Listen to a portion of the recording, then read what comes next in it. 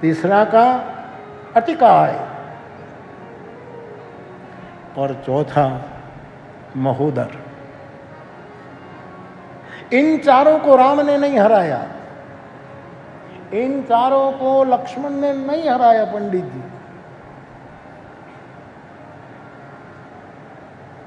कुंभकर्ण को रावण ने हराया, निर्वाण राम जी ने हराया, निर्वाण दिया।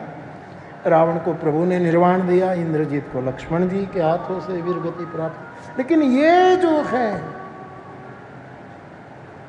उनको बंदर भालू, ये छोटे बड़े हमारे साधन हैं, इन्होंने हराया। तो मुझे ये क्यों याद आ रहा है कि हो भाव ये आशीर्वाद की वर्षा हो रही थी।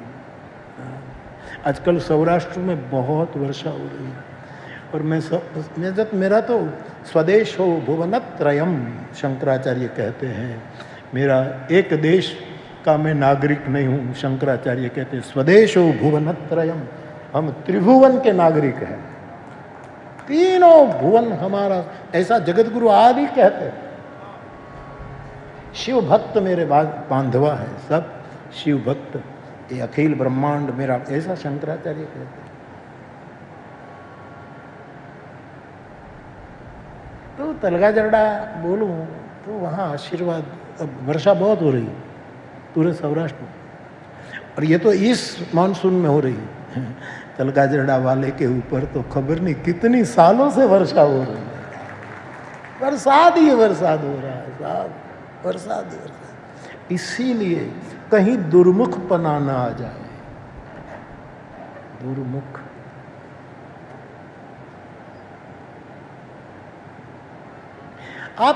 आपकी कोई सराहना करें और आप मुंह बिगाड़ दे तो तुम दुर्मुख हो।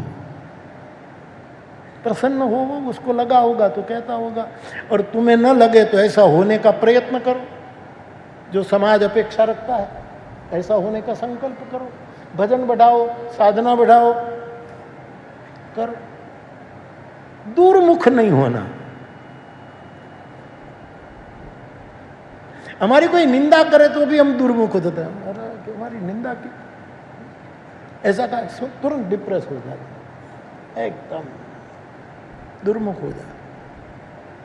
और कोई स्तुति करे तो भी मुंह बिगड़ जाता है। स्वाभाविक, हम जीव है, हम सबको लागू पड़ता है, महात्माओं को छोड़कर, जगत गुरु आदि को छोड़कर।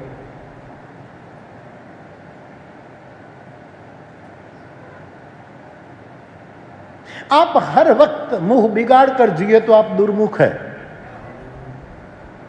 आपके मुख से दूसरों के लिए निंदा, गुणदोष, शिकायतें ही सुबह हुई नहीं, और दोष और शिकायतें और ये ऐसा समझना हम दुर्मुख है।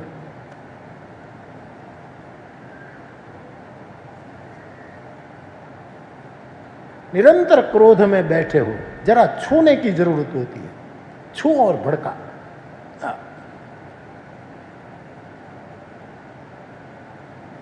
वो क्या है, वो ना चिंगारी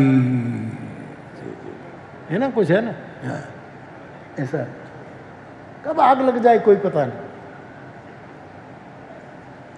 मुझे कहने दो, मैं और आप झूठ बार बार बोलना शुरू कर दे, ये दुर्मुख है। लंका के मैदान में तो मर गया, लेकिन हमारे में अभी मरा नहीं, दुर्मुख।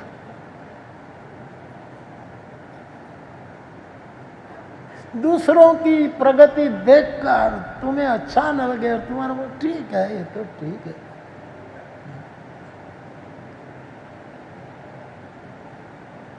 हम एक बार दयानंद बापू और हम मुंबई में घाटकोपर में एक महफिल थी, तो संगीत की, शास्त्रीय संगीत की, तो एक माता जी बहुत अच्छा गाती थी, तो उसका बेटा तबला में कमज़ोर था, तो लेकिन उसकी माँ की ममता के कारण कमज़ोर तबला वादक आया, तो उसकी माँ के साथ प्ले नहीं कर सकता था। उसके बाद एक दूसरे को बुलाए। दयानंद बापू तो बहुत स्पष्ट थे कि भाई ये तेरी ममता हमारा प्रोग्राम बिगाड़ रही है। तू इतनी दर्जे की गायिका है और तेरी ममता कि तेरे बेटे को तुम बता दो, पैसे जो देना हो उस्ताद को दे देंगे, लेकिन दूसरे को बोले। अब जब दूसरा बजाने लगा तो उसकी माँ ने जो मुंह बिगाड़ा, दुर्मुख थी। तुम्हारे परिवार की व्यक्ति अच्छा गाए तो आप राजी, अच्छा बजाए तो, लेकिन वही वाद्य कोई दूसरा बजाए और तुम दाद भी न दे सको, तुम चुक निकालने की क्षणों में होते कि जरा भूल हो जाए, अच्छा लग गई बात, चुको, दुर्मुखी हो। समझे?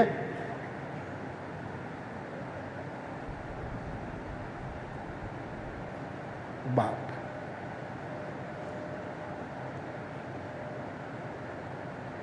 अब दूरमुख को राम नहीं मारेगा, लक्ष्मण नहीं मारेगा, हनुमान जी तो इन्हें अड़से ही नहीं कहा, जा तू। छोटे बड़े जो बंदर है, छोटे बड़े जो भगवत कृपा के द्वारा भगवत का बलाश्रय लेने, जो छोटे बड़े सत्कर्म हमारे हो, तो कोई यज्ञ कर रहा, कोई तप कर रहा, कोई जप कर रहा है, कोई ध्यान कर रहा है, ये जो हमारे छोटे बड़े साधन है, उसके द्वारा उसको मारा जाता है।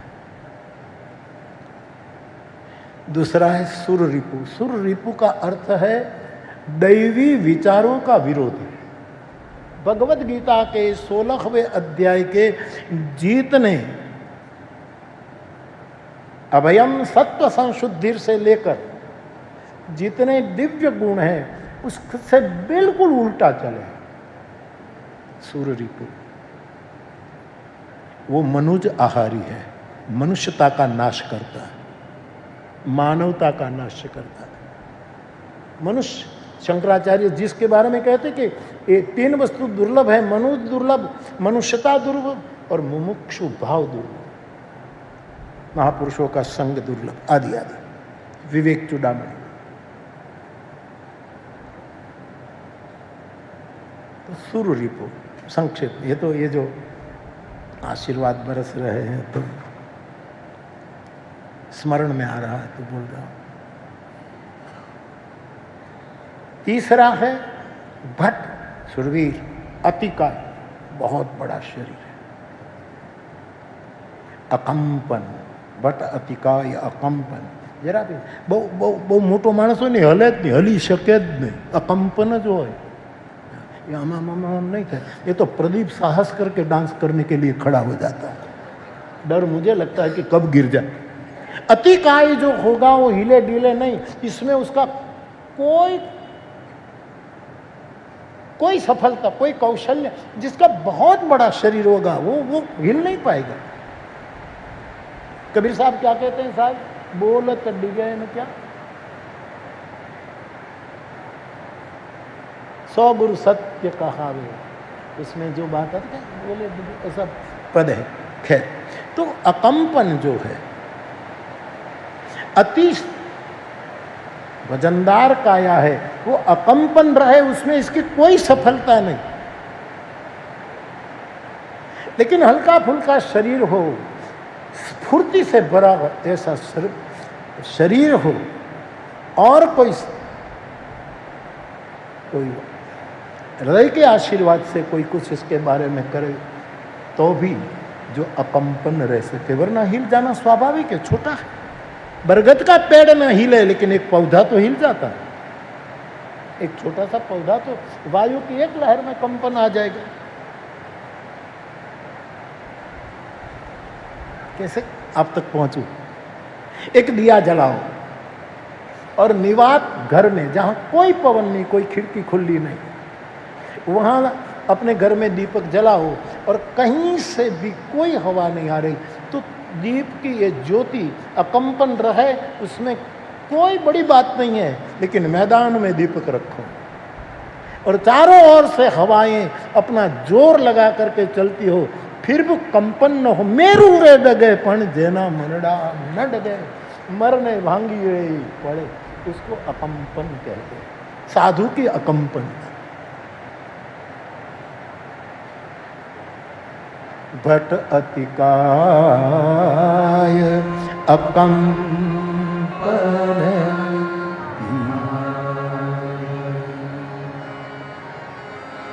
संक्षेप में। तीसरा है महोदर, दुर्मुख सुररूपी, ये तीसरा, और चौथा है महोदर, जिसका पेट बहुत बड़ा है, जिसके जीवन में कोई संतोष है ही नहीं। इतना मिले, इतना मिले, इतना मिले।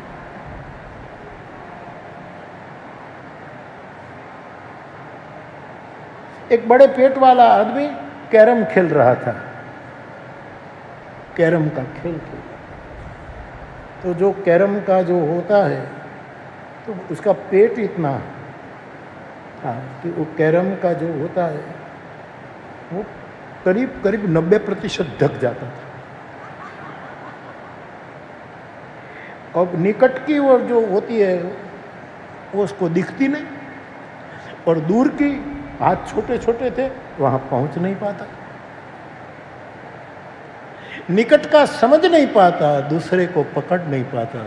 ऐसी स्थिति में महोदर एक हमारा परेशान करने वाला, आध्यात्मिक यात्रा में विघ्न करने वाला एक विघ्न है।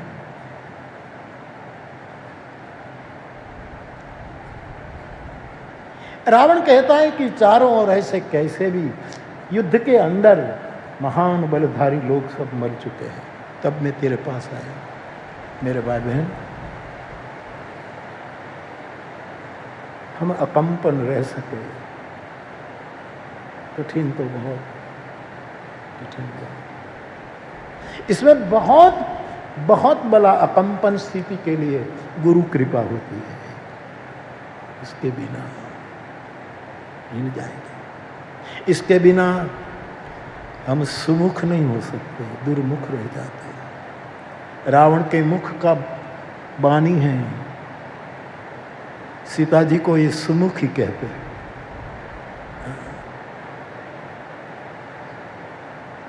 हे सयानी, हे सुमुखी, ये बड़ी अद्भुत बात कर।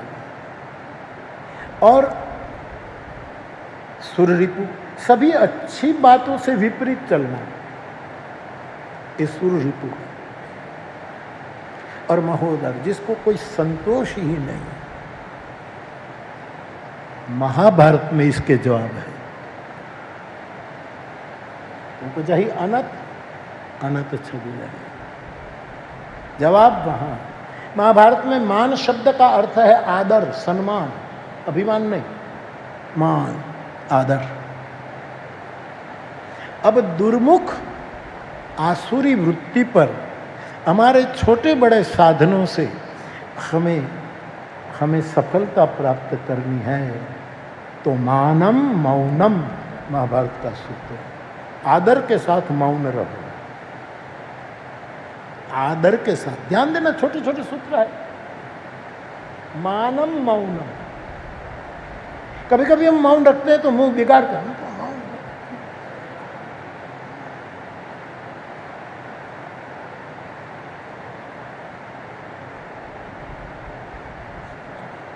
प्राइमस का चाय बना, हम आपने न समझी शक्य है ना संकेतो, तो फिर कहते हैं टी बना, फिर भी हम न समझे तो कहेंगे कल मैं बोलूं तब देखना। नहीं, मेरा महाभारतकार कहते हैं मौनम मानम, आदर के साथ मौन रखो, वो दुर्मुख का उपाय है। जो आदमी आदर के साथ, सुमुख के साथ मौन रखेगा, वो दुर्मुख ऊपर विजय प्राप्त कर लेगा। सुररिपु। आप अग्निहोत्र करो ने तो अग्नि को पीछे नहीं रखा जाता। मूल अग्निहोत्री ब्राह्मण देवता तो कहीं भी जाएंगे तो वो अग्नि सदैव साथ साथ लेकर जाते। इतना ही नहीं, ऐसी सगड़ी बनाते हैं कि सीने पर लेकर जाते। सीने में, चमड़ी में और अग्नि का संपर्क का दाह असर न करे, इतना कुछ लगाया जाता है। मैंने देखा है, हमने स्वामी यज्ञ कराया।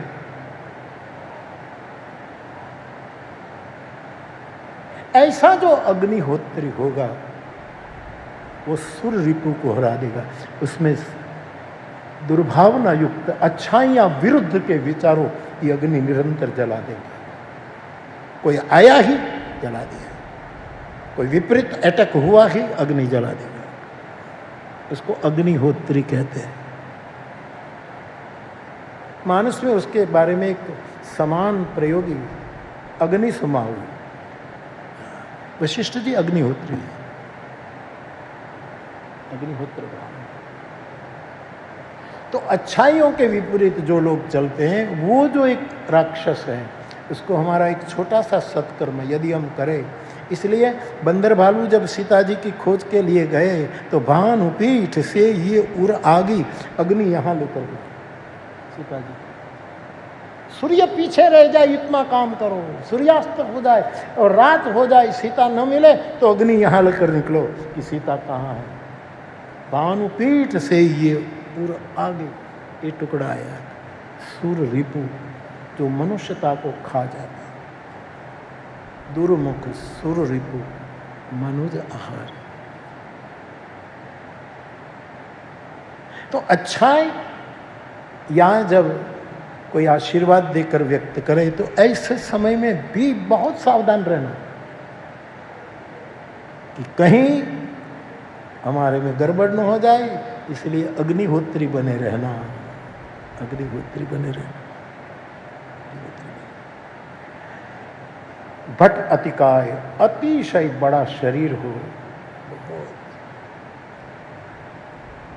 उसके लिए बताए जो जो बहुत चाहिए, उसको बहुत चाहिए,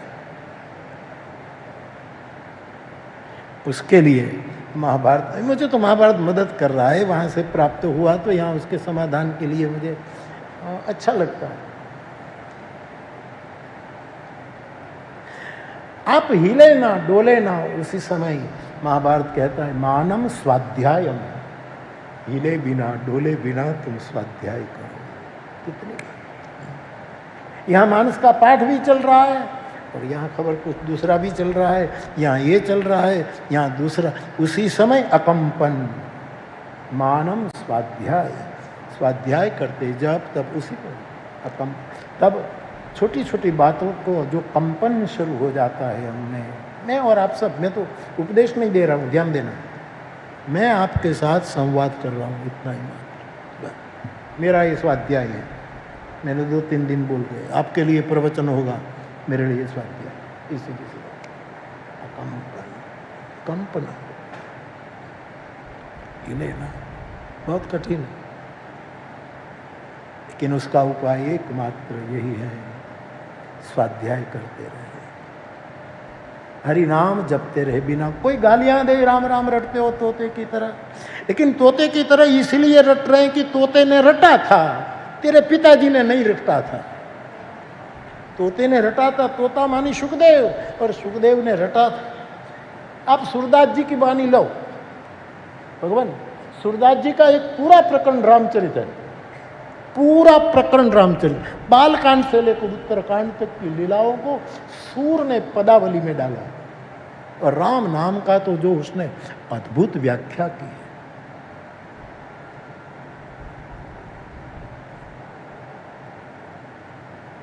सूरदास जी कहते हैं राम नाम अद्भुत है, मुक्ति जुबती के ताटंका, मुक्ति रूपी युवती के कान के रकार और मकार ताटंक है। सूरदास जी कहते हैं ताटंक। राम नाम ये धर्म रूपी अंकुर के नए पवित्र दो पत्ते हैं। राम नाम जो धर्म रूपी अंकुर फूटता है, उसके 2 पत्ते हैं, ईश्वर का पूरा पद है। राम नाम मुनि रूपी हंसों के उड़ने की 2 पांख है। सूरदास मुनिगण इस राम नाम की पंख लेकर मान सरोवर की यात्रा करते हैं। राम नाम जन्म मरण 2 से आदमी को मुक्त करता है। सब 2 वस्तु सूरदास जी बता रहे। राम नाम लोक और परलोक में प्रसन्नता प्रदान कर, सो सब 2 सूर ने बताया। दोनों आंख बहिर आंख नहीं है, लेकिन अंदर की जो आंख है, सुर की दोनों आंख, वो ये पद में कहते हैं। मेरे कहने का मतलब ये है बोझो भाई बहन कि स्वाध्याय करते समय, जब तप करते समय अकंपन हो तो महापट अतिकाय, उसी परिस्थिति से हम बाहर निकल सकते हैं। ये संवाद है आपके साथ, प्रयोग करना। और मानम यज्ञम, वो यज्ञहोत्र, और अब मानम यज्ञम, आदर के साथ यज्ञ करना। कोई 1 बार करे, कोई 3 बार करे, कोई 5 बार करे, जो जो करे यज्ञ। अब यज्ञ करने से जो महोदर है, महोदर मानी बहुत चाहिए उसको, ये भी चाहिए, ये भी चाहिए, ये भी चाहिए, ये भी चाहिए। इस महोदर जो लोभ बढ़ता है, इस असुर पर कंट्रोल करने के लिए मानम यज्ञम, स्वाहा करना सीख जाए। स्वाहा स्वाहा। प्रश्न तो इस प्रसंग पर उठा है जो अभी हम उसके साक्षी बने, लेकिन जवाब महाभारत प्रदान करता है। तो मेरे भाई बहन, सुमुख रहना, अच्छाइयों से विपरीत हो, इसका तिरस्कार नहीं करना, लेकिन जितना हो सके संग टालना। सूरदास जी ने साधु संगति पर भी कितने सुंदर पद लिखे हैं, अद्भुत पद लिखे हैं।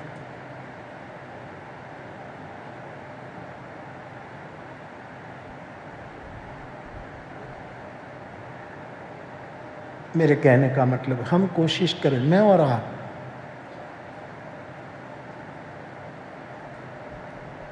छोटी छोटी बातों में हम कप न जाए और स्वाहा करना सीख लें।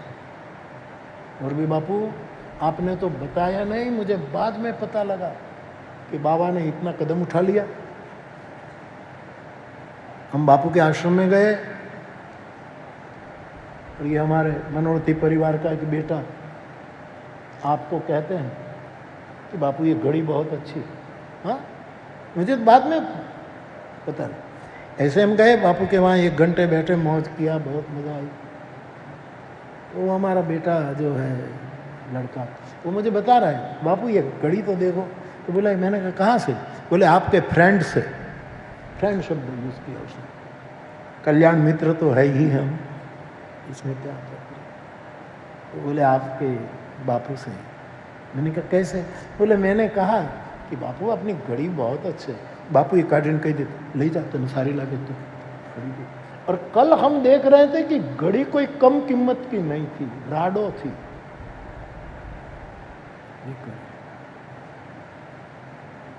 ये है महोदर वृत्ति को मिटाने का उपाय। मानम यज्ञम, बापू ने दे दी। ये बड़ी कीमती घड़ी थी। वो कल मुझे बता रहा था और पहन रहा, खुश है, बहुत खुश है, बहुत खुश। आવું થાય તો આપણને ગમે બહુ।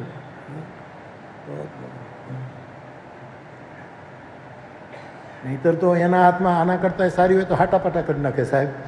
ये भी एक जगत है, ये तू ले जा, ये मुझे दे दे, हो सकता है।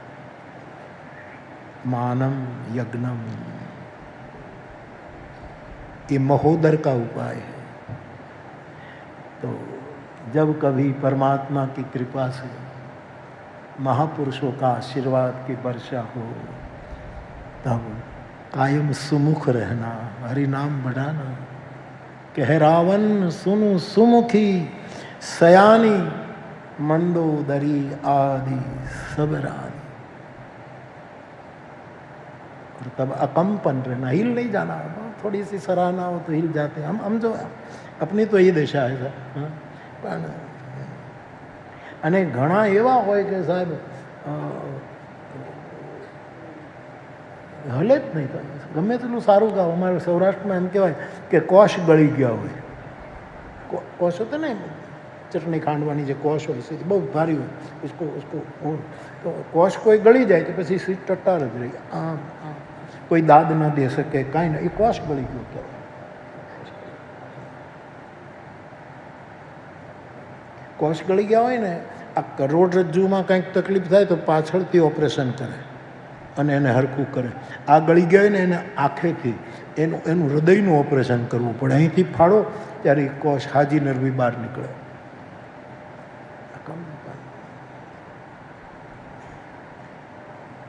श्री हनुमान जी की सराहना राम जी ने शुरू की. चरण पर एवं प्रेमा त्राही त्राही भगवान, एकदम भगवान के चरण पकड़ लिए और कहे रक्षण करना रक्षण करना. लक्ष्मण जी ने कहा कि यहाँ कौन खतरा है कि तू राम का चरण पकड़ कर रक्षण करना बोल रहा. खतरा तो लंका में थे, वहाँ से तो तू सफलतापूर्वक आ गए. बोले नहीं, अब ठाकुर मेरी सराहना कर रहे हैं तब मेरा गिरना स्वाभाविक हो जाएगा. अब गिरना है ही तो और जगह क्यों गिरूं, तेरे चरणों में ही क्यों न गिरूं. त्राही त्राही चरण पर एवं प्रेमातुर त्राही त्राही. तो ये 4 सूत्र, इसको आज का जो घटना थी उसके बारे में आपके साथ मैंने शेयर किया.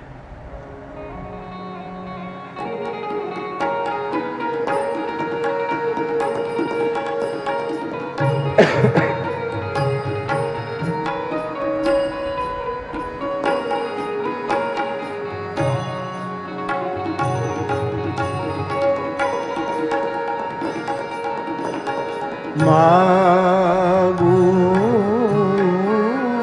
मागू बरु भय नभुबानी.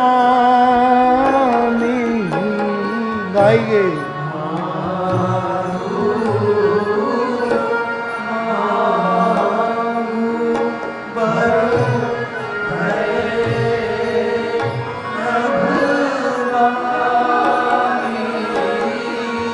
परम गभीर कृपा अमृत सा.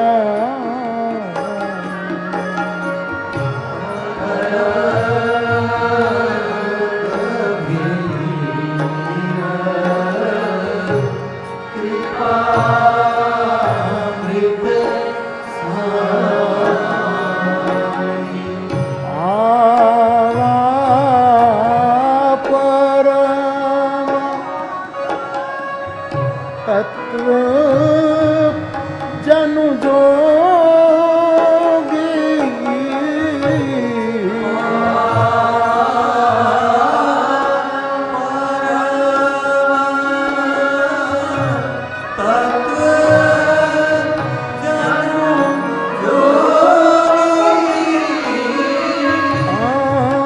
अमृत लहे जनु संतत रोगी.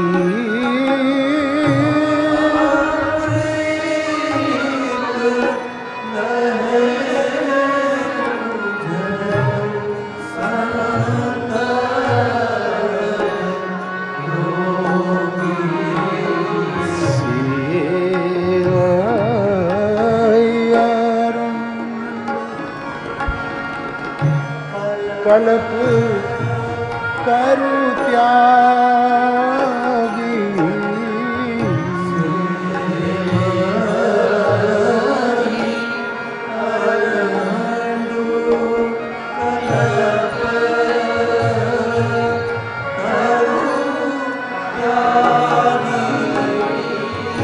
हरि हरि अमृत ले विस्मादी.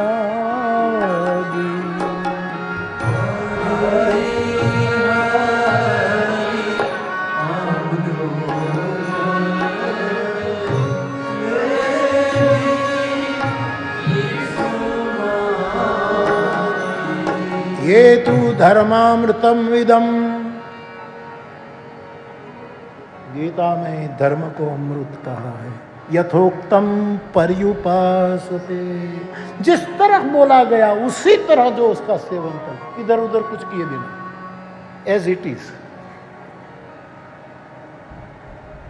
अर्जुन, भगवान कृष्ण कहते हैं कि जो मैंने तेरे पास धर्मामृत पेश किया है, यथोक्तम, जैसे मैंने कहा उसी रूप में तू उसको कबूल कर, पर्युप उसका सेवन कर। श्रद्धा न मत परमा, पूरी श्रद्धा के साथ मेरे परायण होकर जो मेरे चरणों में प्रेम करेगा वो मुझे अत्यंत प्रिय है। ऐसा गीता में कौन से अध्याय में है भाई? 12वें अध्याय। पंडित जी 12वें अध्याय पक्का ना? हाँ हाँ 12, ठीक जी जी, पाकू છે ને? બરાબર છે ને? नहीं जरा विचार कर लो जी। हाँ नहीं नहीं, बैठे बैठे बोलो, बैठे बैठे।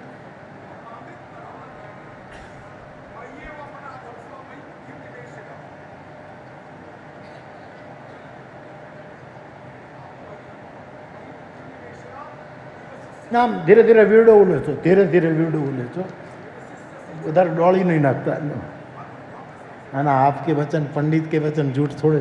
12वां अध्याय जो है धर्मामृतम यथोक्तम पर्युप। लेकिन उस अमृत के बारे में कल थोड़ी बातें करके 9 दिवसीय राम कथा का हम विराम कर। आज शंकराचार्य, आदि जगत गुरु शंकराचार्य, विवेक चूड़ामणि। आप किसको अमृत मानते हैं? और इस अमृत की तरह मानस अमृतम गमय, हम कैसे गति करें वो अमृत।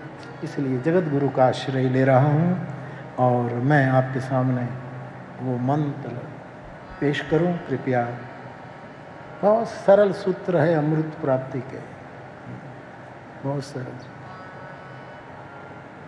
किसी को जहर पिलाने के लिए कितनी योजना करनी पड़ती है।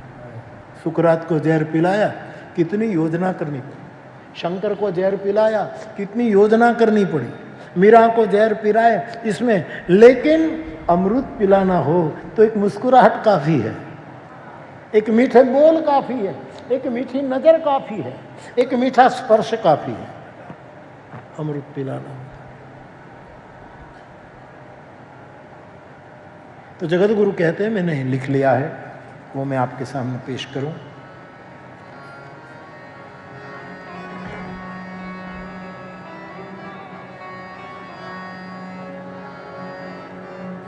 मोक्षस्य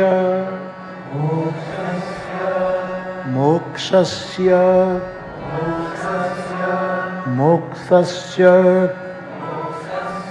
कांक्षा, कांक्ष स्वतंत्र शब्द है, कांक्षा कांक्षा कांक्षा, यदि वै यदि वै यदि वै तवास्ति तवास्ति तवास्ति तज्जाति दुरात् तज्जाति दुरात् विषयान् विषयान् विषम यथा विषम यथा पीयूषवत् पीयूषवत् अमृतवत् पीयूषवत् तोष दया क्षमा आर्जवम् प्रशांति दान्तिर भज नित्यम आदरात। यदि आप अमृत पाना चाहते हैं तो इतना करो। हम कर सकते हैं साहब, ऐसा है। इसीलिए जो मुझे यदि कठिन लगे तो फिर आपको तो कितना कठिन लगेगा। सिवाय कुछ जो जानते हैं, जो किसी ने साधना करके कुछ वो तुरंत, बाकी मुझे जो, इसलिए मैंने कहा ना कि कृष्णमूर्ति मुझे बहुत कठिन पड़ रहे हैं, मेरी समझ में नहीं उतरता। ओशो बहुत सरल है यदि आप ठीक से उसको पीना चाहे तो। ओशो माँ का दूध है, पिया और आयुष बढ़े, ऊर्जा बढ़े, तेज बढ़े, वर्ण बढ़े, आदमी बैठा हो तो खड़ा हो जाए, इतनी सरलता से कहते। भाषा का तो नर्तन करती है उसके आंगन में। जब भजनानंदी के जीभ ऊपर राम नाम नृत्य करे ऐसे ओशो की वाणी पर, तो शब्दों लीला लहर करते, क्रीड़ा करते।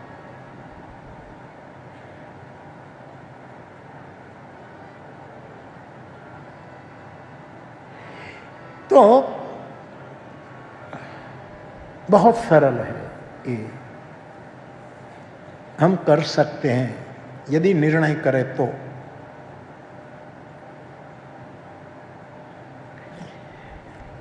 जगतगुरु आदि शंकराचार्य भगवान कहते हैं कि हे साधक, यदि तुम्हें मोक्ष की आकांक्षा है, मोक्षस्य कांक्षा यदि वै तवास, यदि तुम्हें मुक्ति की अपेक्षा है तो जितना हो सके और जितना दूर हो सके इतना जल्दी विषयों से दूर हो जा। जितना जल्दी और जितनी दूरी, सामने वाले को ये न लगे कि मेरी उपेक्षा हो गई, मेरा, वो विवेक रखते हुए और कल करेंगे नहीं। परीक्षित ने कहा, सोचा, मैंने शुकताल की कथा में निवेदन किया कि परीक्षित ने जब कहा कि जब सुना कि अब मेरी मौत साथ, तो उसको तत्क्षण निर्णय किया, तत्क्षण। और तत्क्षण जो निर्णय करता है उसको तक्षक कुछ नहीं कर सकता। तक्षक की क्या, ऐसा मैंने कहा था, जो तत्क्षण, जो मोमेंट में जी लेता है, पल में जी लेता है। कल कल कल करने से क्या, कल कभी आता ही नहीं। कल जाओगे तो एक और कल सामने खड़ा हो जाएगा, फिर उस कल में जाओगे तो फिर एक और कल। आज हमारी मुट्ठी में है, आगे भी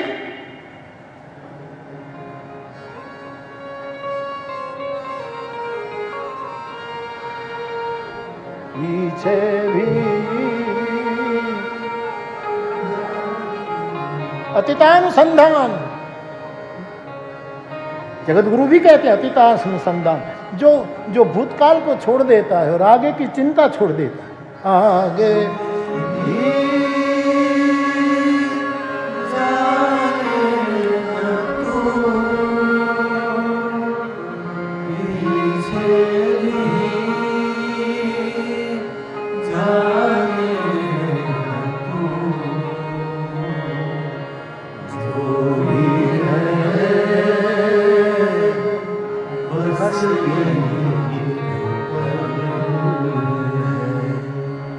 जो भी है बस अनजानी रात। प्रदीप बोल, प्रदीप इसको माइक दो, माइक दो, माइक। तेरा सुर पकड़ लेना तू। अनजाने सायों का राहों में डेरा है, अनजानी बाहों ने हम सबको घेरा है। बहुत अच्छा। ये पल उजाला है, बाकी अंधेरा है, ये पल ही खोना ना, ये पल ही तेरा है। अच्छी बात। जीने वाले सोच ले, यही वक्त है, कर ले पूरी याद। अच्छा है, प्रदीप के लिए तालियां।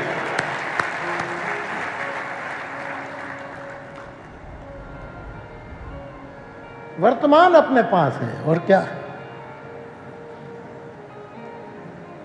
शंकराचार्य कहते हैं भूतकाल का शोक, भविष्य की चिंता, जो छोड़कर वर्तमान में बैठ जाता है वो पा जाता है।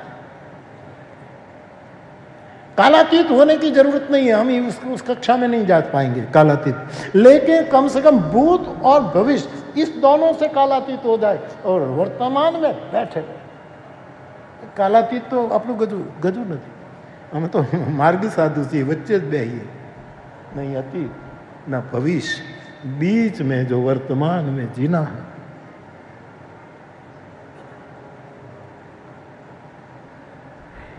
तो यदि मोक्ष की इच्छा है, मुक्ति की इच्छा है तेरी, तो जितना हो सके इतना जल्दी और जितना हो सके इतनी दूरी करके तुम विषयों को त्याग दे. और यहाँ विषय मानी संसार छोड़ना. जगत गुरु तो सन्यासी है, शंकर के अवतार है, वो तो क्या कहे. लेकिन मुझे लगता है कि हमारे जैसों को कहते कि विषयों का छोड़ना जितना हो सके जल्दी और जितना हो सके इतना दूर होते हुए, वो यही है कि विषयों की आशा छोड़ दे. जितना हो सके मोघाशा ना करे. गीता की बात बात में मोघाशा, उल्टी इच्छा, उसी में जितना हो सके कर दे. कुछ बातों में हम स्वतंत्र है. भगवान आपने जो किताब दी मुझे, उसी में या तो पहले जो आपने किताब दी उसमें ओशो को एक प्रश्न पूछा गया, आपको तुरंत स्मरण हो जाए. उसको पूछा गया कि हम इस परमात्मा की सृष्टि में स्वतंत्र हैं कि परतंत्र हैं. आप बताओ, हम सब कुछ करने के लिए स्वतंत्र है कि परतंत्र है. यदि हम स्वतंत्र नहीं हैं तो आप स्वतंत्रता का बोध क्यों देते हो? आप स्वतंत्रता पर बल देते हैं. और पूरा जगत, पूरी हमारी पूरी सनातनी परंपरा मुक्ति पर बल देते. मुक्ति मानी स्वतंत्रता, कोई बंधन नहीं.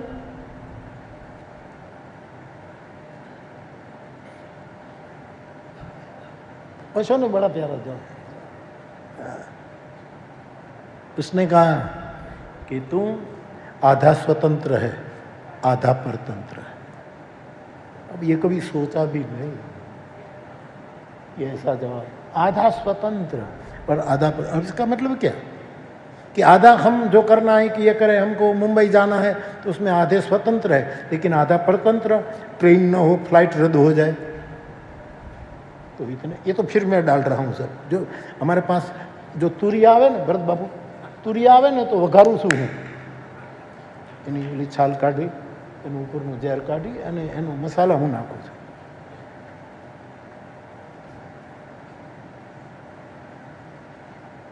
बहुत प्यारा जवाब है. ऐसे विचार देने वाले महापुरुष की नाम लेकर बोलना चाहिए साहब. प्रज्ञा चोरी नहीं करनी चाहिए. लेकिन वो है, ठीक है. अच्छे विचार लोग छुपाए बोलते हैं, वो भी ठीक है. अच्छी बात को छुपाए रखो, नाम तक न लो, वो आपका कर्म है.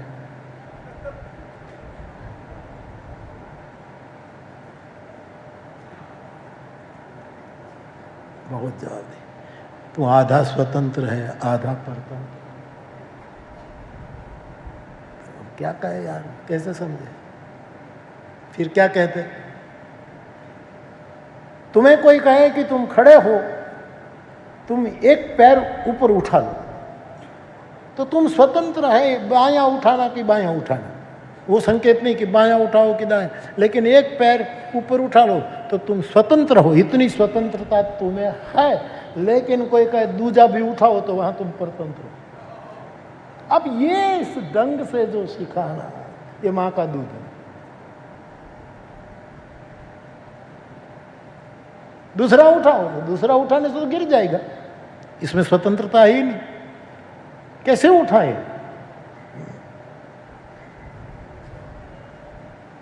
हाँ, दूसरा भी उठ सकता है. अब तलका जड़ा सुनिए. दूसरा भी उठ सकता है. ये घटना तभी घटती है आपके पैर ही न हो. इसको मेरे तुलसीदास जी कहते बिनु पद चले. बिनु पद चले. दो पैर है तो एक उठा सकते हैं, दूसरा नहीं उठा सकते. तो कुछ बातों में हम स्वतंत्र हैं, कर सकते हैं. इतनी सरल बातें हैं. तो ये अमृत की प्राप्ति मुझे लगता है सरल, मुझे तो सरल लगती है, आप तक पहुँचो। तो यदि मोक्ष की इच्छा है, जगत गुरु कहे तो तुरंत तू उससे दूर हट,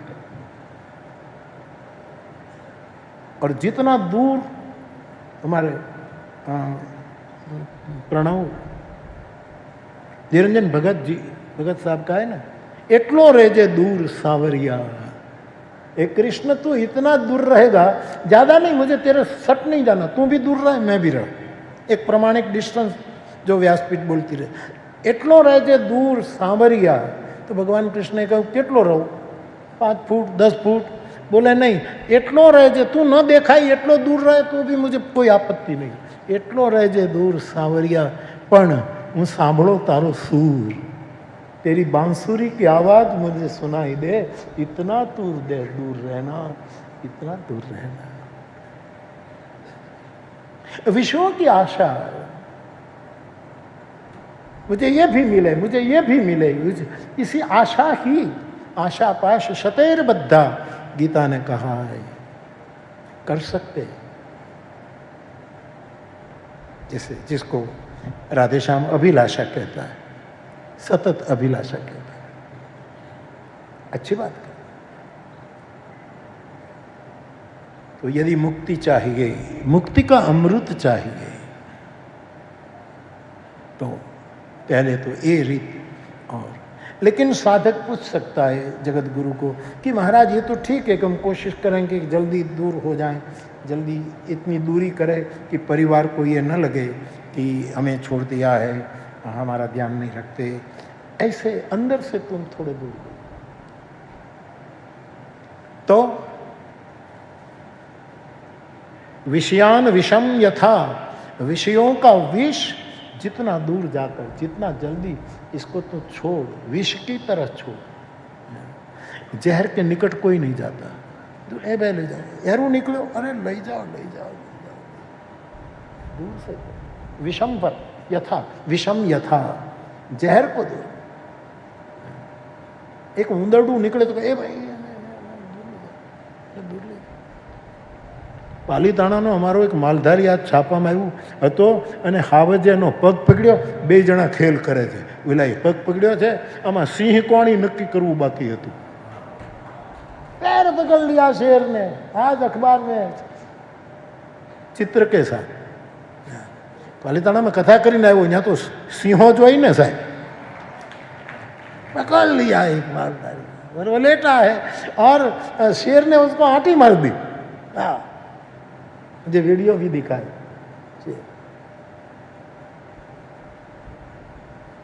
बेव बड़ी आ बाथे वळ गया અને છેલ્લે કૃષ્ણ એ કાલી નાગ નાથી थक करके हाउ जोयो गया। थोड़ा पैर पकड़ा होगा, थोड़ा वो हुआ होगा, लेकिन एक दूसरा भी, आज के अखबार में एक प्रसंग है कि एक दूसरा भी ऐसा कुछ बना। ऐसा है, सौराष्ट्र तो सिंहनी भूमि से साहब। साधो मुर्शिद की सिंह राशि, मुर्शिद की राशि सिंह होता है, सिंह की राशि होती है। मानस मुर्शिद है, सदगुरु है, सिंह राशि इसीलिए मानस सिंह राशि। महात्मा सिंह राशि से, महादेव सिंह राशि से, ये सब मदन मोहन कृष्ण सिंह राशि, सब सिंह राशि। साधु मुर्शिद की महान सिंह राशि, ये बता सिंह राशि। मोहनदास गांधी सिंह राशि, सब सिंह राशि। साधु मुर्शिद की सिंह राशि। मीनाश्रु की कविता है, मीनाश्रु की गजल। तो बाप, हाँ क्या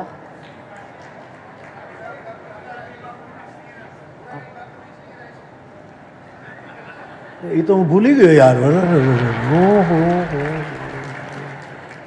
ઉંમર થઈ ને એટલે અમુક ભૂલાઈ જાય છે, અને તમને કહું અમુક ઉંમર થાય ને એટલે અમુક ભૂલી જવું કે મારા માટે આ ખરાબ બોલ્યો હતો, મને ગાળો દીધી હતી, મારો આડો પડ્યો હતો, એ બધું ભૂલી જાજો, નહીંતર આગળની યાત્રા જ નહીં થાય સાહેબ. છોડો યાર.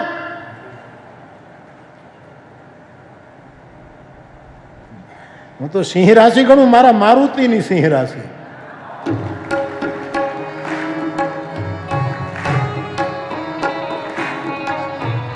ગીત મારુતિ સંગીત